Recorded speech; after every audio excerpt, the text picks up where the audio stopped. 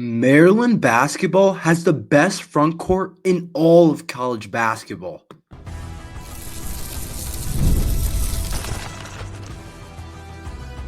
You are Locked On Terps, your daily podcast on the Maryland Terps, part of the Locked On Podcast Network. Your team every day.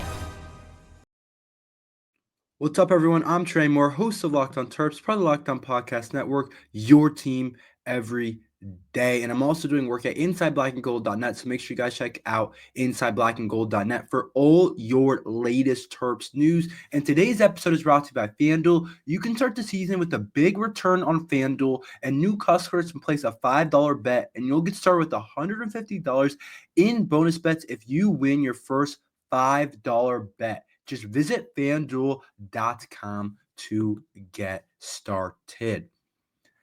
I think that Derik Queen and Julian Reese are the best big man duo and the best front court, not only just in the Big Ten, but I think you have a real argument to be said for being the best duo, best front court in all of college basketball.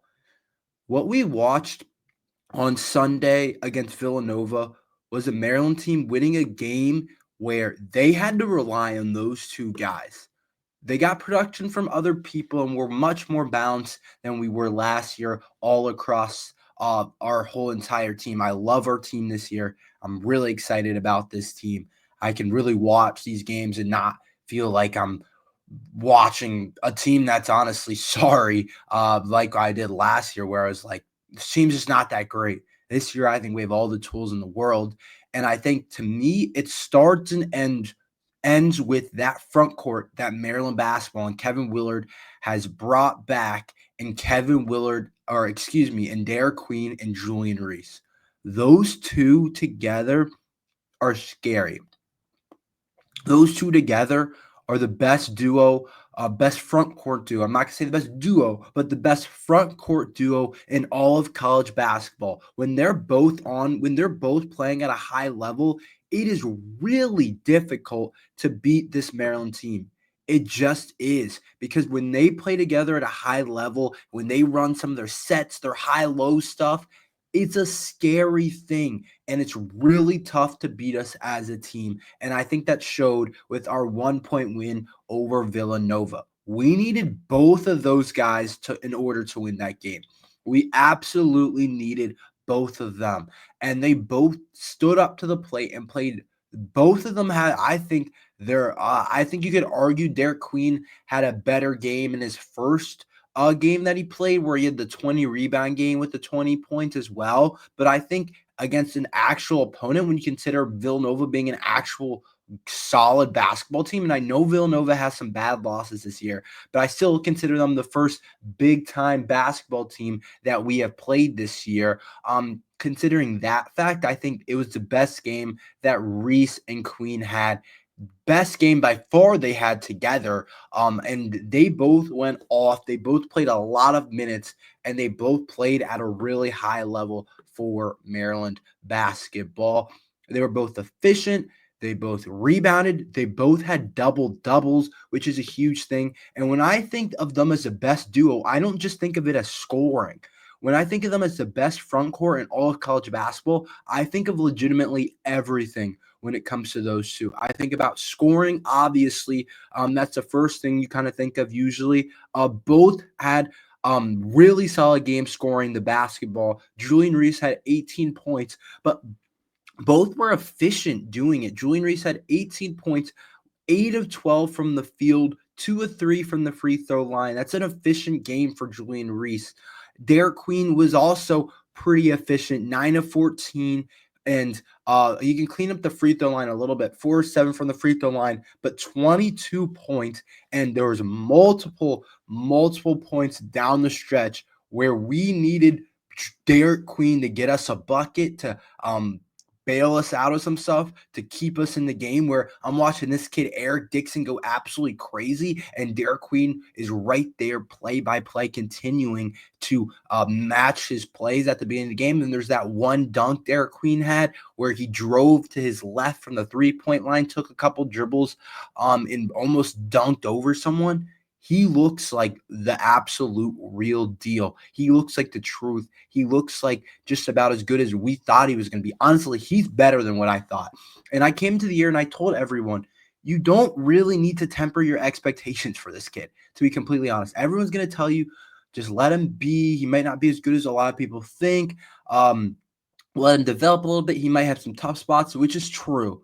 But I think it's pretty clear he's already one of the best players in the Big Ten. I think his game is really college based. And when we think about him and comparing him to guys like Nikola Jokic, which continued to be said during the game, and I see it. I've watched a lot of the Nuggets. I've watched a lot of Jokic, and that's no slight to Jokic. Obviously, he's not quite that yet.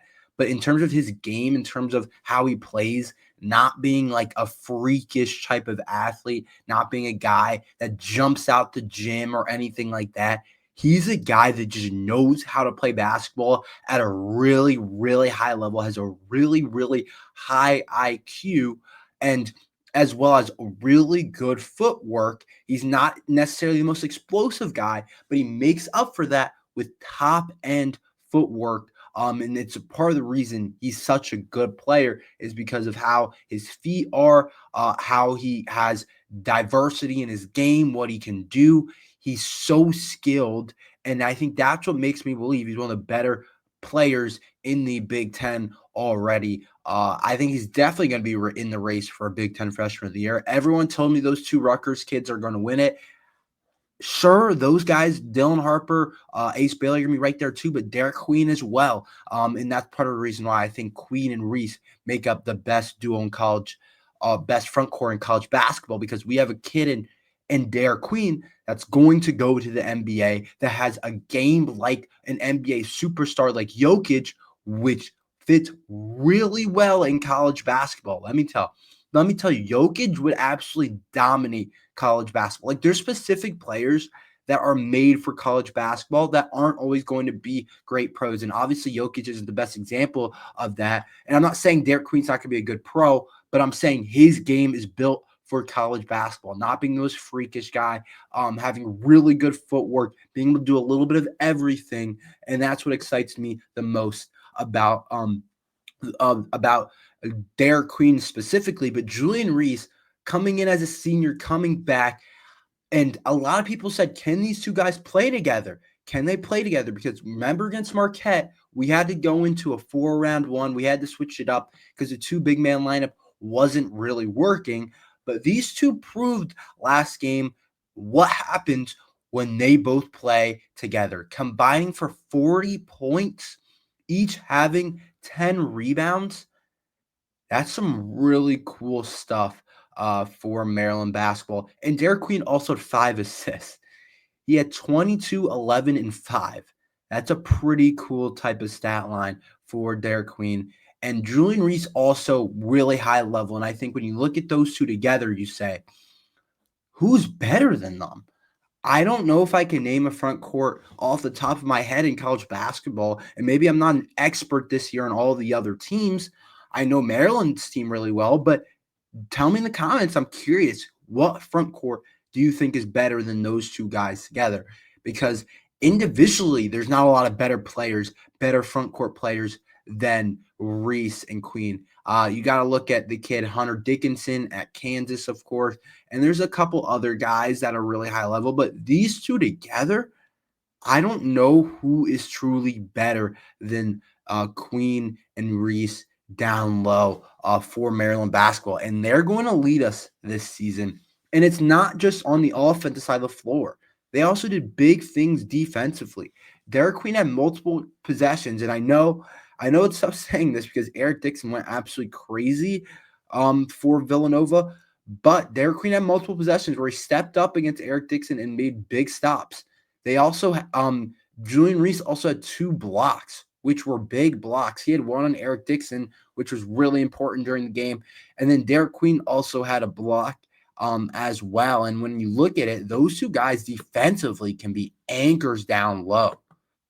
Queen had that one block that got reversed, and they changed the call, actually. If you guys remember that one that was originally called a goaltend, that was a pretty big block in the game. And those guys can be anchors down low in terms of the defensive side of things. They can be really tough to score on and really hard to get to the rim because we have the Twin Towers down there that are doing some really cool things offensively, obviously, which everyone's going to acknowledge, everyone's going to see, but as well as defensively, those guys are doing some really high level stuff down low. And it's honestly really cool to see what those guys are doing and how they're playing together. And I think they're the best duo in college basketball. And when those two guys are both on together, we're a really tough team to beat. And I think we can be a top 25 team. I think we can be a top 15-ish team. I think we'd be one of the top teams in the Big Ten. And I don't think a lot of people realize it yet. But Maryland basketball is absolutely in a really good spot this year and have a chance to do some really big things. Let's talk about the rest of the win against Villanova. What impressed me? Why is this team different from last year? I'll talk about that next.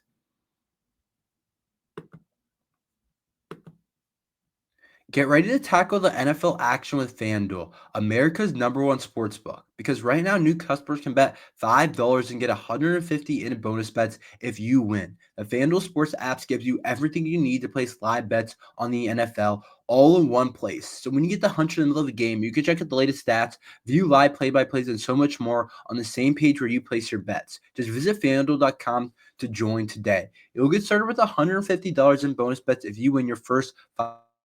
Make sure you guys go over to FanDuel. There's so many different things to bet on. Like right now, you can bet on college basketball. There's plenty of college basketball throughout the day. Today, tomorrow, there's some huge college basketball games that you can bet on. Also, the NFL, of course, Monday Night Football, the Hardballs go at it. You can bet on the Ravens versus Chargers. If you want to take the Ravens to win and you're a DMV sports fans, you can do that over on FanDuel. And of course, the NBA is almost here every night as well. You can bet on LeBron, or if you want to bet on other plays like Steph Curry, you can do that on FanDuel. So that's FanDuel.com.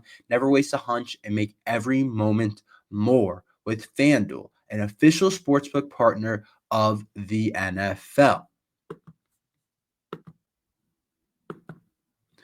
I was really impressed with Maryland basketball's win, and I think we still are proving to ourselves that this team is a lot different from last year, and this team can be as good as anyone.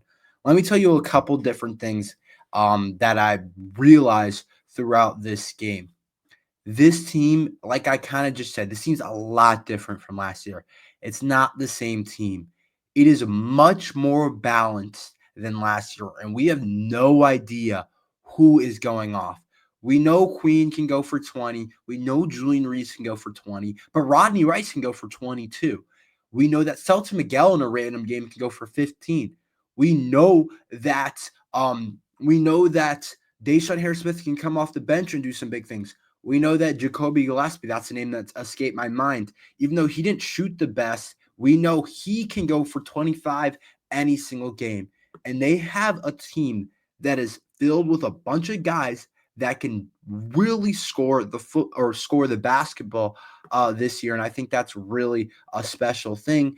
And I saw a Maryland team that didn't shoot the ball particularly at a super high level from the 3-point range and still was able to beat Villanova by 1 point, which tells me that this team has something really special and can do some things even when they don't shoot the ball particularly well. I thought it was a poor shooting game overall. They shot 31.6%, not as bad as a lot of other games have been.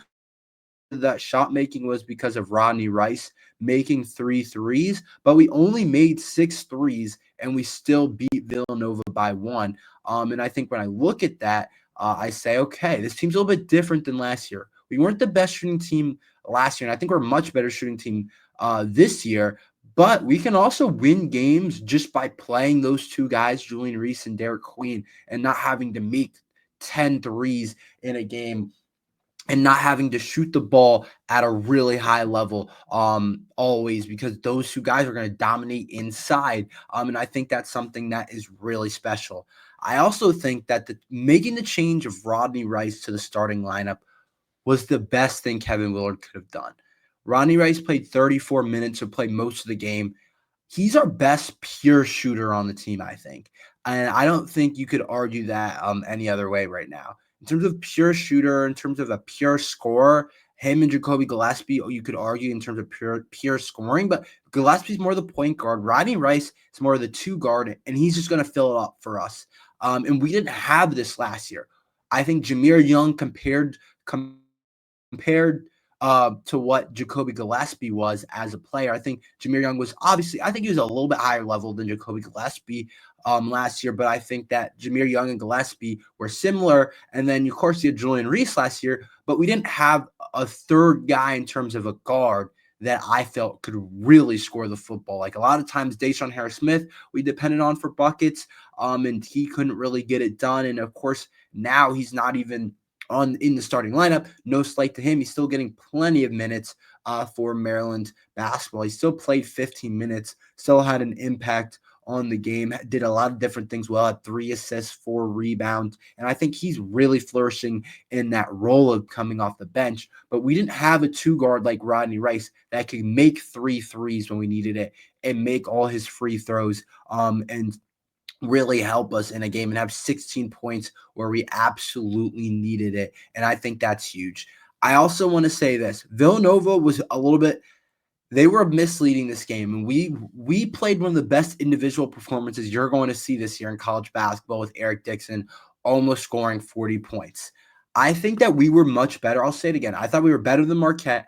I think we were better than Villanova. I think we're still trying to figure everything out. I do think we were better than Villanova. I just think that we didn't know how to stop Eric Dixon, and I think we decided to double him a little bit too late. And the fact he went for 38 points, he made 5 threes. So he almost made as many threes as us as a single player. And I think that when you look at him, you say that kid was really tough to beat. And I think Maryland's team last year absolutely would have lost a game like this, a game that you don't forget. Maryland was down 13 at the half. So we had to make up a 14-point margin in the second half, which I think is a pretty special for a Maryland team to do. That's something that's not easy to do. That's something that not everybody can do. But the fact that Maryland was able to make up a 14-point margin, I think, in the second half was something that last year's team, I just don't think was good enough to be able to do a lot of games. I just don't think we had the guys. I don't think we had the scoring ability. I don't think we had the players to be able to make up differences like that. But this year's team, we have that, and we have the ability to be able to do that. I also think last year's team, when we turn over the ball more than the opposing team, we were most likely going to lose the game. But this game, Maryland had 13 turnovers compared to Villanova's 10, and that's a mark of a good team. Obviously, you don't want to turn over the ball, but a team that's able to turn over the ball and we got outshot in terms of the free throw line pretty big time. They shot 88% from the free throw line compared to our 73%. We got there a lot more, though.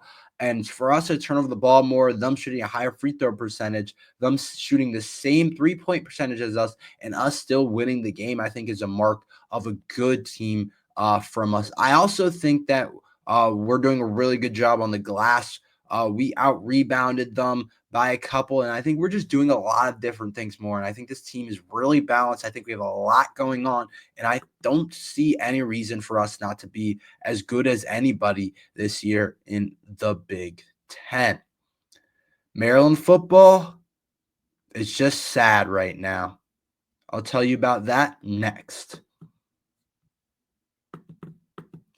Have you ever wanted to go to a game at the last minute like a Maryland Terrapins game, but finding tickets is hard?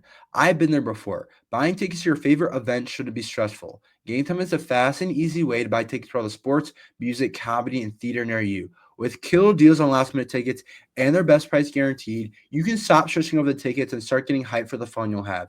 Gametime has deals on the tickets right up to the start of an event and even an hour after it starts. It's a place to find last-minute seats to take the guesswork out of buying tickets with Gametime. Download the Gametime app, create an account, and use code LOCKEDONCollege for $20 off your first purchase. Terms apply. Again, create an account and redeem code LOCKEDONCollege for $20 off. Download the Gametime app today. Last-minute tickets, lowest price guaranteed. I think Maryland football is in an absolute throwaway season. This game against Iowa was just bad. Another just horrible performance.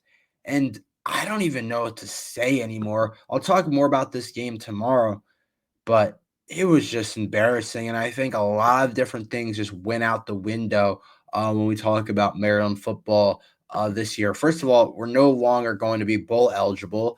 I didn't think we were going to get there necessarily, but I think that when you look at it, it's obviously written in paper that we're not bowl eligible. I didn't think we were going to be able to beat Penn State. I thought we had a chance to beat Iowa, but I didn't think we were going to beat Penn. I didn't think we were going to beat Penn State, so I didn't think it would matter.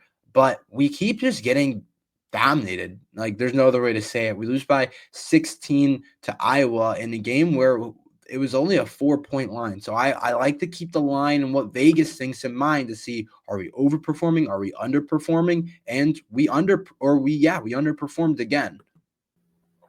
And I think just a lot of different things went wrong for Maryland football this year, and we're just not living up to any expectations at all. And it's pretty sad. And I think we saw MJ Morris, which I've been calling for, getting more snaps, but clearly that's not the problem. I think that was pretty obvious in the game. It's not about a quarterback issue.